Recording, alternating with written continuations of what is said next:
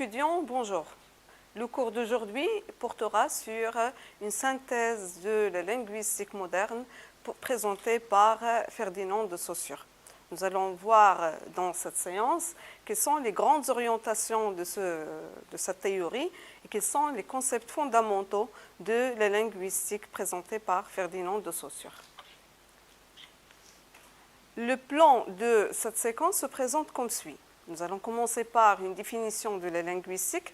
Nous allons voir qu'est-ce qui justifie sa scientificité et nous allons faire une synthèse des différents concepts fondamentaux présentés par Ferdinand de Saussure. Pour définir la linguistique, je me suis référée à deux dictionnaires spécialisés. Le premier est le dictionnaire de linguistique de Georges Monin, édition 2004, et le deuxième est le dictionnaire de Trésor de la langue française. Selon Georges Monin, la linguistique se définit comme une science du langage, c'est-à-dire étude objective, descriptive, explicative de la structure, du fonctionnement et de l'évolution dans le temps des langues naturelles humaines. S'oppose ainsi à la grammaire prescriptive et normative. Ce que nous pouvons retenir de cette définition de Georges Monin, c'est que la linguistique est une science. Pour la première fois, on attribue le statut de science à une discipline linguistique. Nous allons retenir aussi objective, descriptive, explicative. Et si Georges Monin a fait la différence entre la linguistique et la grammaire normative, la linguistique, elle est objective dans le sens où elle ne porte pas de jugement sur toutes les productions linguistiques, contrairement à la grammaire normative qui va renfermer la langue dans un ensemble de règles. La grammaire normative, elle va classer les locuteurs selon le fautif et le correct. La linguistique, elle est descriptive et explicative, contrairement à la grammaire normative. La linguistique, elle est descriptive, elle se contente de décrire et d'expliquer les structures, c'est-à-dire les langues. La linguistique, elle a aussi pour objectif de décrire le fonctionnement et l'évolution dans le temps. C'est de cette notion-là que va parler Saussure quand il va parler de la linguistique synchronique et de la linguistique diachronique. Décrire le fonctionnement, c'est décrire une langue dans une période donnée. Décrire l'évolution d'une langue, c'est décrire tous les changements qui peuvent affecter une langue d'un siècle, en partant d'un siècle vers un siècle. La deuxième définition, c'est la définition donnée par Trésor de la langue française. Elle définit la linguistique comme étant une science qui a pour objet d'étude du langage des langues envisagées comme système sous leurs aspects phonologiques, syntaxiques, lexicaux et sémantiques. Ce que cette définition va apporter, c'est qu'elle va parler de l'objet d'étude de la linguistique, qui sont les langues naturelles, le langage humain. La définition, elle va aussi donner de l'importance à l'un des concepts avancés par Saussure, c'est le concept de système. Nous reviendrons sur ce concept plus tard. Aussi, cette notion, elle va nous donner une idée sur les niveaux d'organisation des langues. Le niveau phonologique, syntaxique et lexical, ce sont des niveaux qui portent sur la forme, et on a d'autres niveaux qui portent sur le sens, c'est le niveau sémantique et le niveau pragmatique. Donc, ce que nous pouvons retenir de ces deux définitions, c'est que la linguistique est une science, son objet d'étude, le langage humain, c'est-à-dire les langues naturelles. Elle est objective, descriptive, explicative. Elle étudie la langue dans son fonctionnement et son évolution, et elle s'organise en différents niveaux. La question qui se pose, qu'est-ce qui justifiait cette scientificité de la linguistique?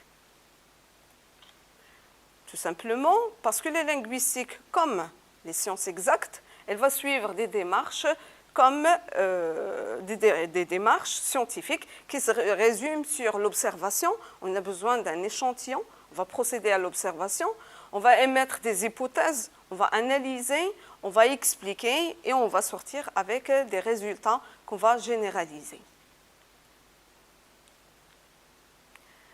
C'est grâce à une réflexion critique sur les acquis et les impasses de la grammaire traditionnelle et du comparatisme que Ferdinand de Saussure va édifier une linguistique générale dont se réclameront tous les courants structuralistes européens.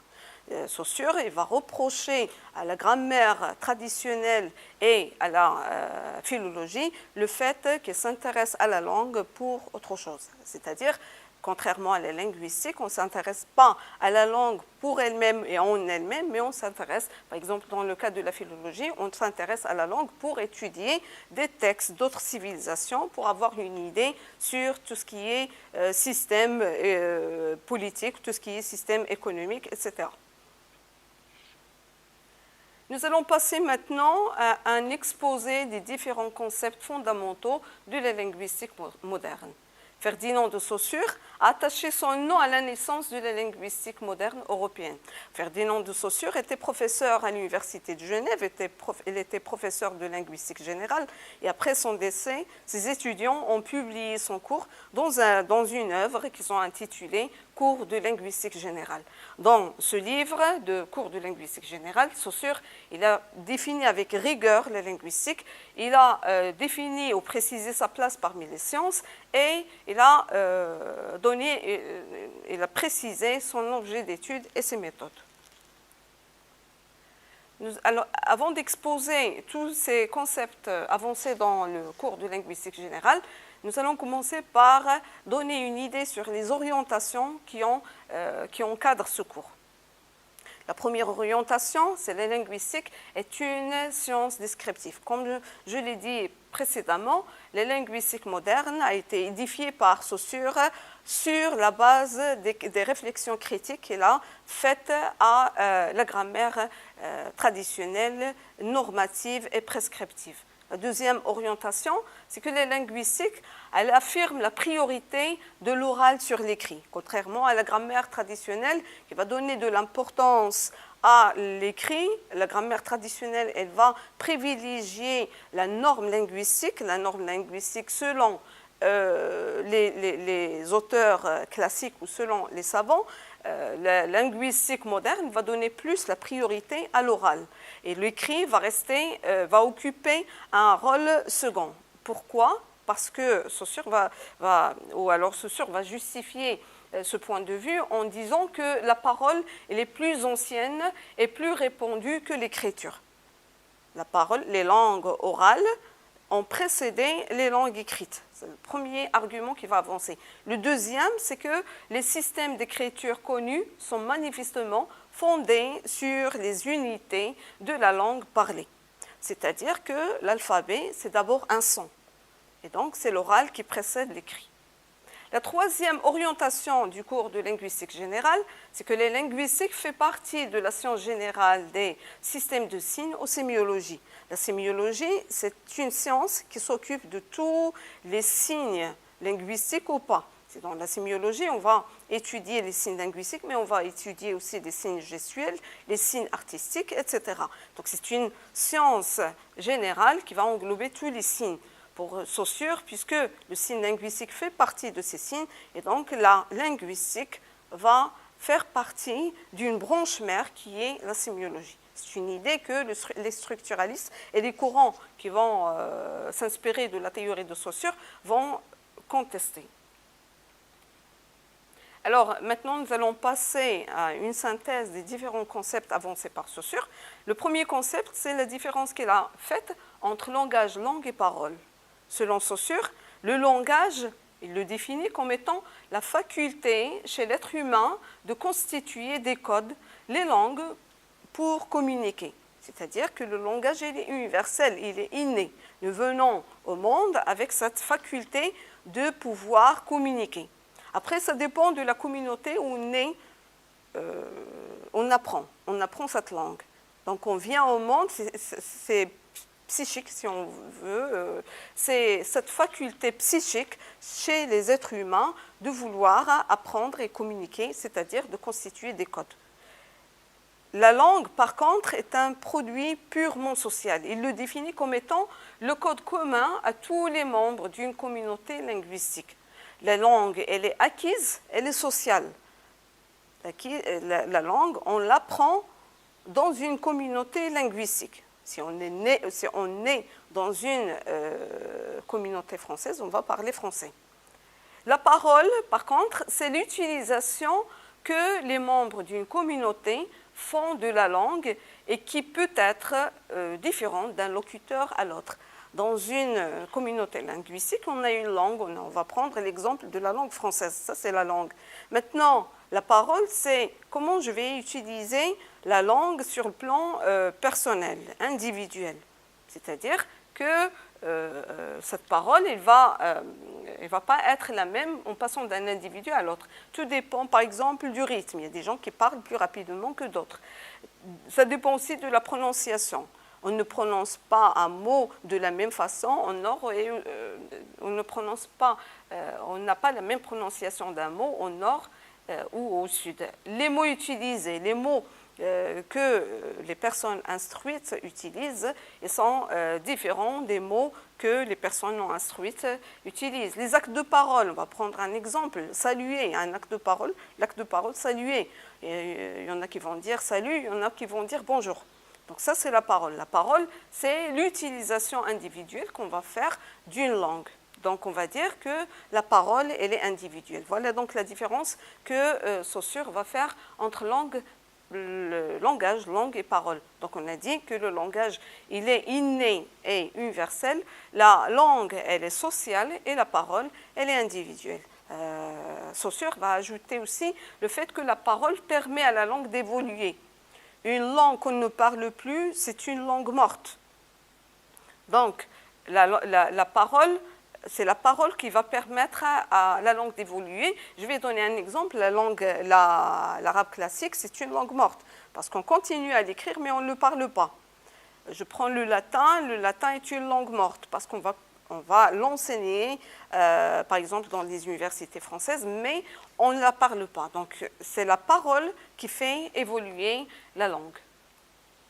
Nous avons un deuxième concept, c'est la linguistique synchronique et la linguistique diachronique. L'étude synchronique, tout à l'heure, quand nous avons défini la linguistique, nous avons dit que la linguistique, elle s'occupe du fonctionnement et de l'évolution d'une langue. Le fonctionnement, c'est l'étude synchronique d'une langue. C'est-à-dire, moi, je peux étudier un mot dans une langue, je peux l'étudier au XVe siècle, à un moment donné. Et donc, au XVe siècle, je peux faire une comparaison entre l'anglais et le français. Par contre, l'étude diachronique se consacre au passage d'une époque à l'autre pour l'étude d'un fait. Dans l'étude diachronique, si je prends le verbe aimer, je peux étudier l'évolution, tous les changements qui affectent le mot ou le verbe aimer, par exemple, entre le XVe siècle et le XVIIIe siècle. Donc, il y a une évolution. Qu'est-ce que je vais étudier? Je vais l'étudier ou étudier ces changements au niveau phonétique. Je peux étudier les changements qui ont affecté le sens. Je peux étudier les changements qui ont affecté l'orthographe, etc. Donc, l'étude synchronique s'intéresse à la compréhension de la langue telle qu'elle se présente à un moment donné. Et l'étude diachronique, elle se consacre au passage d'une époque à l'autre pour étudier un fait particulier. Le troisième concept, et c'est le concept le plus important chez Saussure, c'est le concept de système de signes. Saussure va critiquer l'approche de ses prédécesseurs qui considèrent la langue comme une nomenclature, comme une liste de mots, reflétant les éléments du monde réel. Par exemple, dans cette salle, il y a une chaise, il y a une table, il y a un bureau, etc. Ce sont des mots autonomes, indépendants les uns des autres. Saussure, il va rejeter cette conception de la langue, il va dire que la langue est un tout organisé ou un système. À l'intérieur de ce système, chaque terme est défini par les relations qu'il entretient avec les autres. Dans une phrase, Saussure ne parle pas de phrase, il utilise le mot système. Ce mot système va devenir structure avec le mouvement structuraliste. D'accord, mais c'est la même chose. Donc, dans un système, un mot ne peut pas être défini de manière exacte que si on le prend dans un contexte. Si on le prend si on le définit par les relations qu'il entretient avec les mots qui l'entourent. Donc pour expliquer cette idée, je donne l'exemple d'un verbe, le verbe prendre. Le verbe prendre n'aura pas le même sens dans les deux phrases. Quand je dis prendre la porte et prendre l'escalier. Dans le premier cas, prendre la porte, c'est sortir. Mais prendre l'escalier, c'est monter.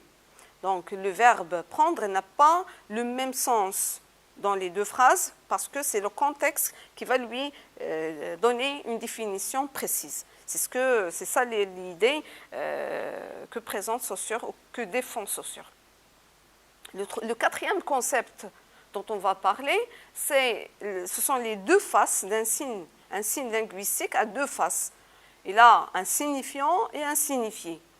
Le signe linguistique unit non, une chose et un nom, mais un concept et une image acoustique.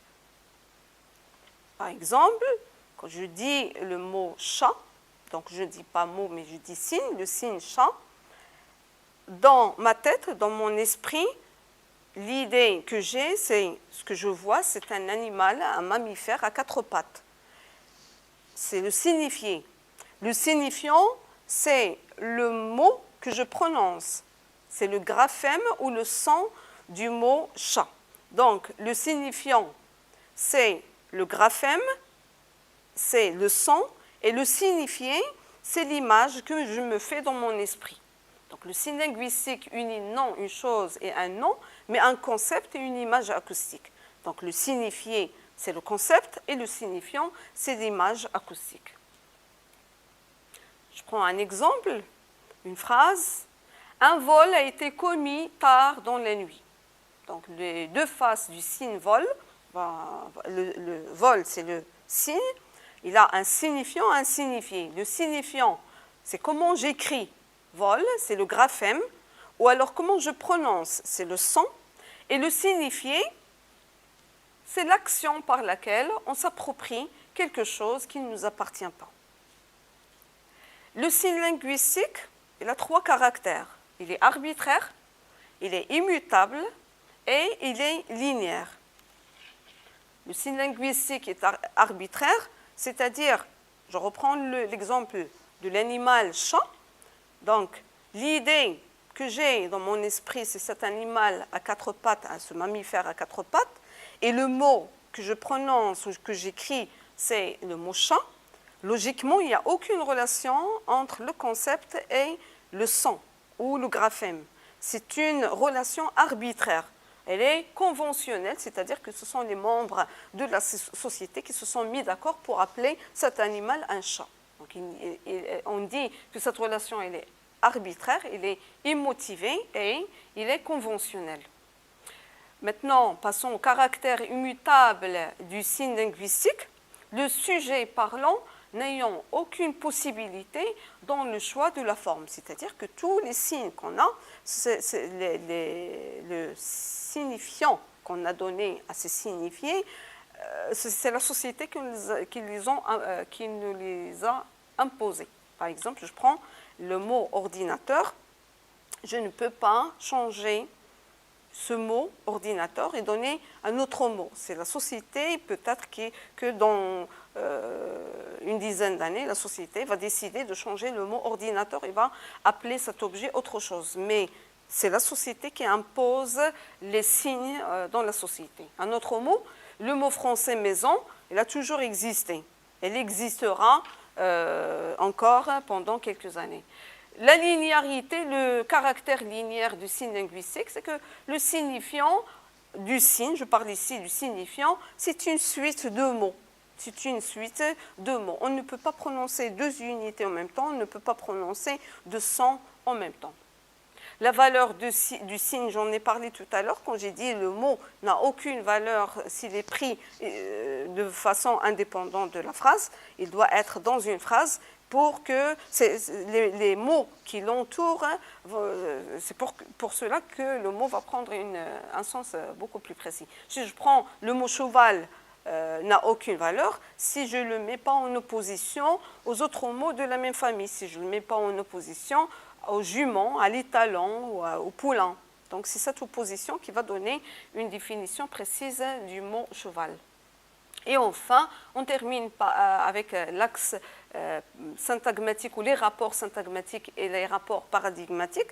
On parle de l'axe syntagmatique, c'est-à-dire la relation entre les mots sur le plan horizontal, et l'axe paradigmatique, c'est le rapport entre les mots sur l'axe vertical. Je commence par l'axe syntagmatique. Les unités s'ordonnent dans la phrase les unes à la suite des autres. C'est l'aspect linéaire de la phrase. On ne peut pas prononcer deux mots ou deux sons en même temps. Donc on dit que ces unités, elles entretiennent des rapports de successivité. Par exemple, si je prends au niveau phonologique un mot qui se compose de 3 sons, B-R-A, donc c'est bras. Si j'inverse l'ordre de ces mots, ça va donner B-A-R, bar. Et donc les deux mots existent dans la chaîne parlée. Le sens ne va pas être le même, mais on peut changer l'ordre de ces unités. Par contre, quand on parle de l'axe paradigmatique, on ne peut pas faire le changement au niveau du discours. Il s'agit des rapports qui se créent entre les signes hors de la chaîne du discours, c'est-à-dire virtuellement. Mais on ne peut pas changer les mots. Je donne un exemple. Virtuellement, l'unité changée et l'unité changeable entretiennent un rapport paradigmatique. Le mot changé et le mot changeable, ils ont la même racine. Un autre exemple, le mot mangeable et le mot comestible, ils ont le même sens. Donc, ils ont un rapport paradigmatique. Le mot mangeable et le mot buvable, ils ont le même suffixe. Donc, ils ont un rapport paradigmatique. Le mot manger et le mot changer, ils ont la même sonorité. Donc, ils ont des rapports où ils entretiennent des rapports paradigmatiques. Mais dans une phrase, je ne peux pas changer l'un contre l'autre. Je ne peux pas dire je vais manger et je change manger par je vais manger au restaurant et je change manger par changer et je dis je vais changer dans un restaurant. Ça, c'est pas faisable. Donc, je parle de l'axe syntagmatique et c'est possible d'inverser l'ordre sur l'axe syntagmatique, mais quand je parle de l'axe paradigmatique, c'est hors de la chaîne du discours, c'est-à-dire il y a virtuellement une relation entre ces mots, mais l'un ne peut pas se mettre à la place de l'autre. Je vous remercie.